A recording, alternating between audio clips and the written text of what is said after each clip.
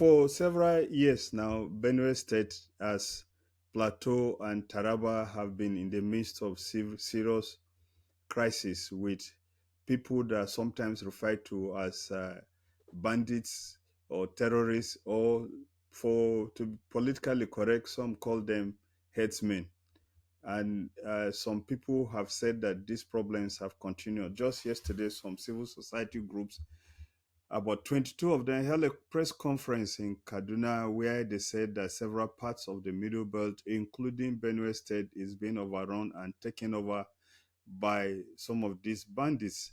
And with me to discuss this matter is the distinguished Senator Emmanuel Orker Jev, who represented Buruku Federal Constituency in Benue State and replaced Senator George Akume as Senator of the Federal Republic of Nigeria. You are welcome, distinguished Senator Jev. It's a pleasure being with you. Now, let me ask you this question that many people want to find out. What is actually the current state of security in Benue State? We've been hearing that communities have been attacked and that some places people have been displaced and can't go back to their homes. What is actually happening? Exactly so. Those who have summarized it that way are not far from the truth. Indeed, is putting it mildly, because there are certain local government. Let me start this way. There's a friend of mine whose father died about a few months back, and he can't bury it. He can't go to his village to bury it because the whole place has been overrun by these terrorists who have come from God knows where. And that is just an example of what is happening. Many communities have been sacked, and these people are living in IDP camps. That is our lot in Benue State. And it's unfortunate because, as you well know, Benue State is tagged as the food basket of the nation, because it's an agrarian community. More than 70% of Benue indigenes derive their source of livelihood from the farms. And they also feed the nation. It's not just about feeding themselves or livelihood. They feed a large chunk of the nation. When you talk about yam, people, Benue come to mind to any Nigerian. When you talk about, there are several crops that if you mention, people talk about Benue. That's why Nigeria saw it fit to tag Benue as the food basket of the nation. Now, what is happening is that a lot of people are afraid to go to the farms because going to the farm is taking a risk. To an extent that some people have to arrange with these people, even pay them bribes, or even leave a chunk of their land for these people to come and destroy in terms of, under the guise of feeding their cattle. So we are living in fear, to put it mildly. Yeah, let's look at something. People will be wondering that what really you mean. Which local governments are affected in this case that you know? Oh, there are many. My own local government of Buruku was recently affected, but to tell the truth, Buruku is no longer on the forefront of these attacks for now. They will just come in and leave. We are not really occupied in the fashion that some of the local governments, like Gwe West, where you have parts of Makodi, and then you have Kwande. You come to you have Apa, you have Agatu. Those are some of the front line where you have these people literally taking over parts of the community. Just last week, a district head was killed from Apa, on his farm. So those are the areas. And then you have in some areas like Buruku, they sometimes come in, attack and leave. They have not really taken over parts of those land. That is happening in several communities. If you go to other places like Okum, like Katsina-Ala, they will come and attack and leave. And so that is what is happening. I wanted to ask you, how widespread are these refugee camps that people sent from their homes are staying? The largest concentration of the refugees are in Makudi local government. If you come in to Makudi from Abuja, before you reach Makudi town, you see them. They're in holes, lots and lots of them there. That is the largest concentration. But if you go to Gwe East again, you find some refugee housed there in some camps there. You go to Gwe West, they are also there, and in Guma local government. And if you also go to a place like Kwande, where I told you about a friend of mine whose village has been overtaken by these terrorists, the people have been forced.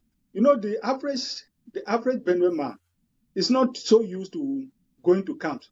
So if you find the average Benue man going to refugee camps, you know that the situation is serious, because normally what we do is that other members of communities where the crisis has not affected yet, we take in those who have been affected. So those who cannot be absorbed will go to refugee camps. So the situation is serious. It's more than just going to refugee camps and seeing people there. There are others that have been absorbed by relatives or friends or other communities that have not been so badly affected. Now, let me go back. Let me go to another question quickly. Why is it so difficult to have peace in Benue State? Because the government came up with the issue of non-open grazing, and I remember you were among the government officials that visited President Muhammadu Buhari to ask him to come and help. And he did tell you people then, if I recall, that you should go and learn how to be in peace with your neighbors, which is why I'm asking, why is it so difficult to have peace? Well, I think that's a very good question, because if you look historically, we, just like many other communities in Nigeria, have lived very, very well with the herders. You know, to the extent that if you come to Benue, there's a joke that the Fulanis and the Tea people are cousins. How that started, I don't know, but that used to be the joke. And so, but we never saw this set of herders that we now see. People who are terrorists masquerading as herders. It wasn't the case. Now what you have happening is that these people will come. Sometimes they will come in the dark, in the middle of the night, when people are sleeping, and then they will attack, and people will scatter, and then they will take over the land. They will take over and continue to graze their destiny. So the agenda that these people have, I really don't know. And sometimes the language that they speak, even other Fulanis will claim that they don't even understand the languages that some of those people who are attacking are speaking. Unfortunately, they still have that understanding. If you say that these people are not maybe Nigerians, they are coming from elsewhere, how come we Nigerians don't unite to make sure that we solve the problem? But it looks like sometimes they find it better, so to say, they find it better to collaborate with their kith and kin, even if they are outside the country, than fellow Nigerians who are of a different, ethnic background. So, back to your question, why we are not cohabiting with them, as the former president said. Well, in Benue State, or rather, your question directly was, why is there no peace in Benue? If you notice, during the Autumn regime, when the law, opposing anti-open grazing was passed into law and passed and signed into law, it went down. The activities of these people went down, because if any of their cattle, their herd was seen, it will be taken away, and you have to pay a heavy fine before you collect them back. It will be seized. But the present government has a different attitude to that law. I think he has relaxed it. This is no longer happening, and these people have stormed a comeback, and is business as usual. I think the approach of the governor, I don't exactly know how he wants to do it, but his approach is different from that of the former governor. But the truth of the matter is that you have to handle these people with a strong arm, within the ambit of the law anyway. But you have to handle them, because they don't hear you can hold meetings several times, and the following day, the whole thing will go back to what it was before the so-called peace meeting was held. So that is the agenda that is at play. I think the agenda is to uproot the indigenous communities and have these people take over their lands. Are you saying that several peace meetings have held, even after the peace meetings, things go back to where they were in terms of the attacks? Definitely, otherwise you wouldn't have issues in Benue State or even other places, because it's not just in Benue State. Elsewhere, the meetings have been held, even in Plateau State. We've been reading of meetings with some of those attacking marauders, but at the end of it, you still find attacks. So they have a modus operandi that is very difficult to understand. What they want, what they really want, or what they are out for. Some of us don't even understand, because initially it was like it was a clash between herders and farmers, overfeeding of their cattle. But the agenda that one sees unfolding now is far bigger and worse than farmers and herders fighting over land. That is, the whole thing has gone beyond that. Otherwise, these people will come in the dead of the night without cattle and attack. And if they succeed in uprooting the community, they will then go back and bring their community, their members of their community, and then take over the place that they have uprooted the indigenous communities from. That's what you see happening. You made reference to Plateau State and other areas. Is there any evidence to prove a link between what is happening in Plateau and Benue State? Of course, the modus operandi of these people is the same in Benue, in Plateau. It's the same. They will come and attack and try to uproot or scatter the communities, and then try to take over. That's why you have people in IDP camps, in refugee camps. Otherwise, the average Benue man that I know, even if you attack and you leave, you go back to their communities. But these people attack, they don't leave, they attack and try to take control of the land. And it's done in such a way that it disrupts the day-to-day living of the people. Existence of the people is completely disrupted. That's why, like I told you, it's very difficult to have a Benue man or woman in the IDP camps, refugee camps. But now that is the order of the day, especially in those local governments that I mentioned to you.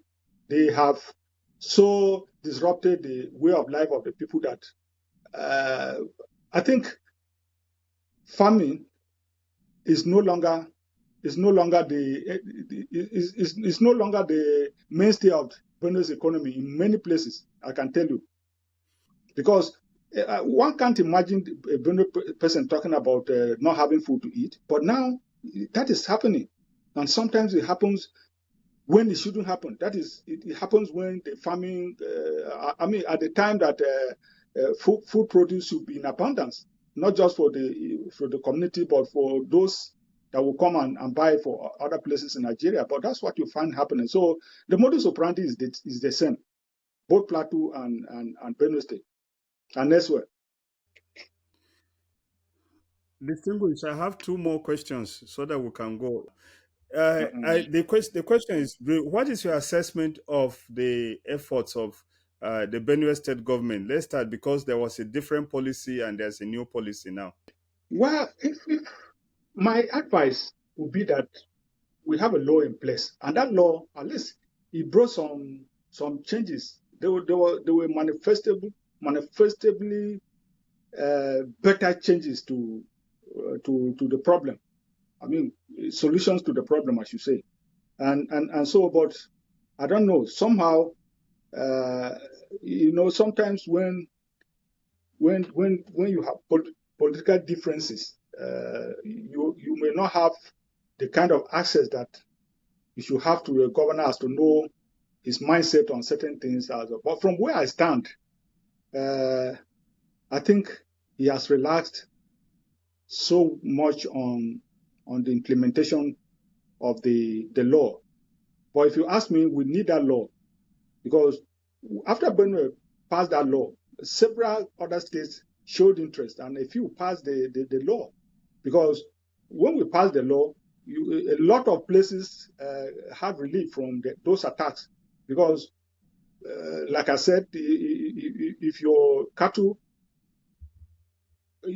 were seen anywhere, they will be seized by the task force, and you have to come and pay a fine through the courts. And because of that, the activities of those marauders really came down. So that's the major difference I see. I don't know behind the curtain what is happening now, but the result is that these people are getting more emboldened in terms of their activities. And so if I have an opportunity to advise, or maybe through this medium, is to say that law is the best bet. Why every other thing is being considered, the law for me is the best bet to try to curtail the activities of these people, because a law is a law. You have to obey it. And I really don't know the approach, but that implementation of the law is the best bet for now, in my opinion. And finally, because our internet is misbehaving, what will you have the federal government do if you were in a position to advise the federal government?